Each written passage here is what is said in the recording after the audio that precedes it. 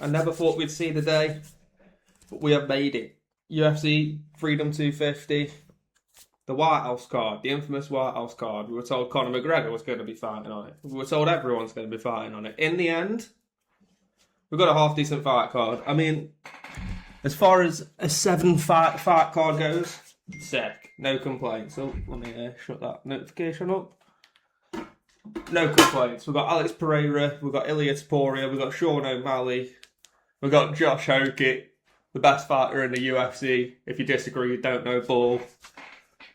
We've got banger fights. It just feels underwhelming. It feels like UFC 300 in the way that UFC 300 is the best fight card I've probably ever seen, top to bottom. There's just something about it that felt lackluster. Like, you had Alex Pereira versus Jamal Hill in the main event. Nobody would have told you that was going to be the main event at the time. Jamal Hill had one marquee win, and that was over Glover Teixeira. The card didn't really make much sense. This one doesn't really make much sense because if I scroll up here, we've got we've got no Americans, 2 Americans in Bo Nickel and Carl Dorcas, which is a very interesting fight to put on this. While editing this, some of the fighters are cut off the screen. My fault. Apologies. Also, Steve Garcia's American, he's not Mexican. I got that wrong. I'm not racist, I just got it wrong. Okay, thank you. Why? Michael Chandler, Mauricio Huffy. I'm not going to spoil the predictions, but you're going to put an American in that fight, fair enough. Josh Hokit, Derek Lewis, an American wins no matter what. Sean O'Malley, Eamon Zahabi, makes sense. And then we'll get to it. We'll get to it. But as far as the card goes, I'm looking forward to it. I'm looking forward to the show. I'm just praying it's not a shrine to Donald Trump and it's like more American independence, because I don't know. It doesn't really make much difference to me. But if it's a shrine to Donald Trump, something will just feel wrong about that. Well, let's get started anyway. Diego Lopez versus Steve Garcia is the first fight of the night. Absolute heater. Can't disappoint. Diego Lopez he's done well in the UFC, hasn't he? His debut against Movsar Evloev was one of the most impressive debuts I think I've seen in recent history. Yeah, and the rise has been nothing short of great, but not everyone can get past Volk, and you can't hold that against him. Whereas Steve Garcia, probably top 5 most exciting fighters in the UFC at the minute, but excitement does not always lead to results, no matter how good he is. That's just a fact of the matter. And I think if you're looking at him stylistically, Diego has more ways to win. Steve probably needs to knock him out or win an absolute barn burner brawl, whereas Diego can knock him out. Diego can win a barn burner brawl. If he fancies it, he can choke him out. Diego's got more ways to win. I'd go for a Diego win here. Potentially by decision. I don't know if that's a crazy shout, but decision or late knockout is what I'll go for. Diego Lopez, decision or late knockout. If you're putting a bet on it, I'd say Diego Lopez over 1.5 rounds is a pretty solid option. Right. Bo Nickel, Carl Dorcas. Why? Just why? I might sound a little bit hypocritical later in the video, but I'll make the point of why I'm not. Bo Nickel versus Carl Dorcas is one of the most one-sided fights possibly in UFC history. I know people have gone off the Bo Nickel train. I haven't. I just think RDR is that guy.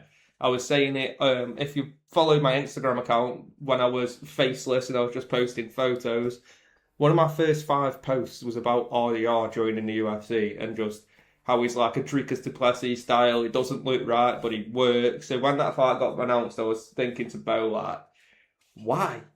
Like, you've got so much to lose and so little to gain from beating RDR. And obviously, we saw how that went. RDR won, knockout with a knee. But yeah, I'm not one of these guys that's got off the Bo Nickel train. I still think he'll be a champ one day. I still think he's very, very good. He's got clean boxing. He's got the best wrestling in the UFC. Bo Nickel's gonna win this fight. It just depends on how much he's grown as a fighter, whether he can win it by finish or not. I think 2nd round knockout. I will be betting Bo Nickel to win under 2.5 rounds probably. Uh, Bo Nickel has to win that. If Bo Nickel doesn't win this fight, and even I'll go as far as to say if Bo Nickel wins this fight and doesn't look good doing it, you just call it off, bro. Call it off. MMA ain't for you. Just get back on the mat. Just get back on the mat. Mauricio Huffy, Michael Chandler. Mauricio Huffy is going to chin Michael Chandler in spectacular fashion, easily. Why they've done this, I don't know. This is meant to be a celebration of America. As gay as that is, that's the fact of the matter. That is what this card is. It's a celebration of America. Now, I know they need to reward Michael Chandler, seeing as he's been on the sidelines for the last 5 years, waiting for a Conor McGregor fight that was never going to come. So then I get that they need to reward him. They need to give him the Paddy Pimblets, which, by the way, he got smoked in. They need to give him the Mauricio Huffys, which, by the way, is going to get smoked in, just to make it up to him. And they probably just thought, we want Michael Chandler on the White House card. He's done enough for us. He deserves it, which I agree with. Mauricio Huffy, yeah. Mauricio Huffy. He's going to highlight reel him, like, really bad. Mauricio Huffy's in my favourite fighters in the UFC. He has been since he joined the UFC. If you don't know why, watch the bloke. Need I say more? Yeah, I think Michael Chandler's... He's 41, boys. He's 41. The lower in weight class you get, the more the age matters. It's not like lightweight is a big weight class. He's 41. He's fighting the most elusive striker in the UFC, one of the most dangerous strikers in the UFC. I'd go as far to say Mauricio Huffy first round knockout, but don't be surprised if it goes a bit later. I'd be very surprised if this went the distance. Mauricio Huffy by KO will be my bet. Mauricio Huffy round 1 might have a sprinkle on it, just a little bloody sprinkle. What we got? The main event. Josh HOKIT, Derek Lewis. If you don't like Josh HOKIT, get a grip. If you don't like Josh HOKIT, messing up the press conferences, he ruined the press conference. When was the last time you watched an entertaining press conference? This is a UFC press conference, right? Hey, Sean O'Malley. So I think that you have a very interesting fight here against Ayman Zahabi. Could you please break it down for me? Yeah, man. I think I'm gonna win the fight. I think I'm gonna do very well in the fight. I've been training really hard. Every single question and every single answer is the same, and we all know it, and we've all been complaining about it for years. Now we've got this big ballatism in the UFC, doing a Chael Sonnen gimmick, doing an absolute brain rot gimmick, which, don't get me wrong, it's corny, it's cringy, but that's what makes it brilliant. He's trying to entertain everybody. Yeah, you might not 100% love it, right? And sometimes I can't even watch it. I'm watching it through my fingers like that. He's doing it for you. And if you can't see that, you're the problem. Josh HOKIT, first round knockout. Derek Lewis is 41. Say no more. Josh HOKIT, first round knockout. Their boy. And if you don't like him, get a grip of yourself and realise he's doing it for you. And also, one last point. If you say you don't like it, never complain that press conferences are boring again. Because once you get somebody who tries to break the mould, you seem to not like it. Grow up. Sean O'Malley, Ayman Zahabi. This has just been put on, so Sean O'Malley can have like a Chris Moutinho type fight. Ayman Zahabi has been fighting really well, or should I say Ariel Helwani has been fighting really well recently. But once again, if I just click on his name, how old is Ayman nowadays? Ayman Zahabi is... It's not telling me. Interesting. Alright. He's getting on. I know that much for free. He's getting on. He's a Canadian. And they've put arguably America's best striker in there with him. This is going to look like Sean O'Malley versus Chris Moutinho. It's going to be an absolute beating until Ayman Zahabi either can't take anymore or until that final bell goes. Sean O'Malley over 1.5 is a great selection. Probably the bet of the night, Sean O'Malley over 1.5, because as good as he is, Eamon Zahabi is tough. He is tough. He's going to be able to take a beating for quite a while. It's just about how long his body's going to be able to stay up there with O'Malley. At the end of the day, this fight's been put on for one reason and one reason only. That's so America's best striker can have a showcase on the White House lawn. If you can't see that, I don't know what to tell you. Sean O'Malley by knockout over 1.5, or Sean O'Malley just over 1.5 is the best selections. Right, let's keep it going. So you don't get this with anybody else. Nobody else whizzes through it like this. They drag it into a 40-minute video. You don't need a 40-minute video. Just get it gone. Alex Pereira versus Cyril Gane. Hardest fight on the card to call. Now, it's at heavyweight. Everybody's aware. Alex Pereira looks wham at heavyweight. But he's never fought here before. I know he walks around at this weight and he trains at this weight, and it'll be nothing new to him to fight at this weight. But whether the power does translate, and I know his power is out of this world, it's unique, you know what I mean? We've not seen power like it. I'm just not 100% sure. I'm just really not 100% sure whether that's going to translate or not. And we all know how good Cyril Gane is and how hard to hit Cyril Gane is. He's fought a heavyweight kickboxing his entire life. And this is going to be a heavyweight kickboxing fight with a little bit of cage control even here and there, let's be honest. Now, when you start to look at it as a heavyweight kickboxing fight, it's difficult. It's really difficult. I think this fight comes down to Alex Pereira's low kicks.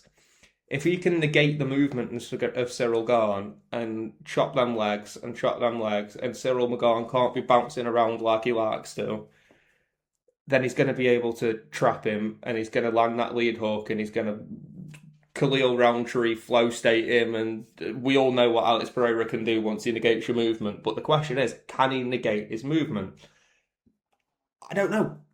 We none of us know. This is why this is such a hard fight to call. Whereas Cyril Gane, one of the best kickboxers we've ever seen at heavyweight, and if you don't agree with that, I don't know what to tell you.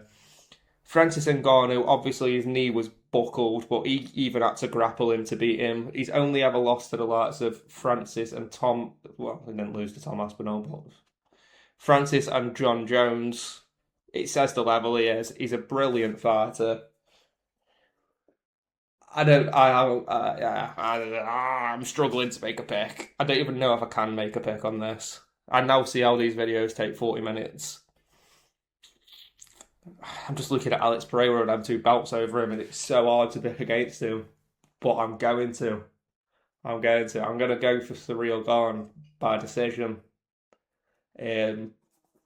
Purely just for the experience of heavyweight fighting. And Cyril Gane won't have ever seen an Alex Pereira, but he will have seen people with Alex Pereira type power. And he's got years and years of experience in negating that. Whereas Alex Pereira has not got any experience in fighting at this type of weight class. And I just think it's just a bit too much. It's a bit too much. I really want Alex Pereira to chin him. And I think it's very possible. But if you were forcing me to make a pick, my pick would be Cyril Gane by decision. But if you're betting on this fight, I wouldn't. But if you are, I would go for Cyril Gane by decision or Alex Pereira by KO. You could probably get that as a prop, both of them together at like not great odds, but it's not a great fight to bet on. So I would say don't, but if you do, take Alex Pereira by knockout and Cyril by decision at the same time. You can get that type of stuff on Paddy Power very easy. I'm buzzing for that fight though. Please, Alex. Please, don't let Cyril poke Tom Aspinall in the eye and then get rewarded. Please. Justin Gaethje versus Ilia Topuria by knockout round 2. Right, thank you for watching. Now, why have they done this? Again, this is what the confusing theme around the card, because we're celebrating America. By putting America's favourite fighters in there with the hardest possible matchups to watch them get chinned. That's not celebrating America. That's using Americans as a showcase for international talent on the White House lawn. I don't think I've not heard anybody pick Justin Gaethje here. Why would you pick Justin Gaethje here? It's towards the end of his career. We've seen him. It's not going to go well. It's not going to go well. Ilia Topuria is like one of the most dangerous fighters of all time. He came into the UFC as a grappler with immense jiu-jitsu skills, and since coming into the UFC, we haven't had to see them jiu-jitsu skills because he has sparked everybody out badly, really, really badly. So I don't see this going any different. Justin Gaethje is a wild man. He's going to fight wild. He's going to try and exchange with Ilia Topuria. And in one of them exchanges, he's going to get it with like a three-piece wombo combo that just gets his lad ports out. We all know it. If you're betting on this card and you haven't got a bet on Ilia Topuria by knockout, then that's silly. Just plain and simple. Ilia Topuria by knockout is just what's going to happen.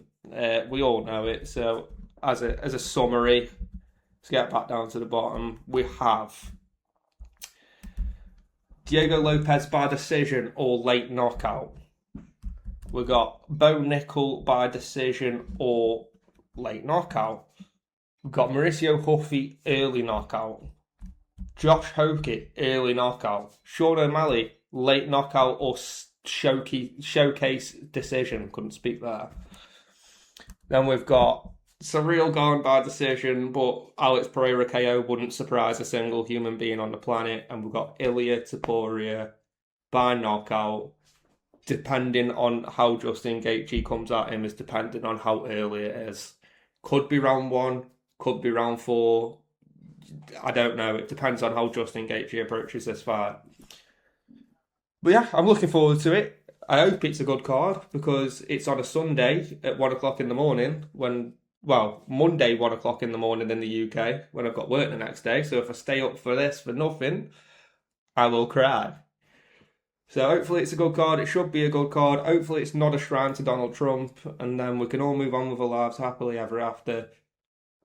And they'll actually start stacking cards again instead of giving us like the worst main event of all time every week. The fight, I'll make a video on that at some point because the quality of fight night cards needs to be addressed. It's gone pants. We all know it's gone pants. Thank you for sticking with me.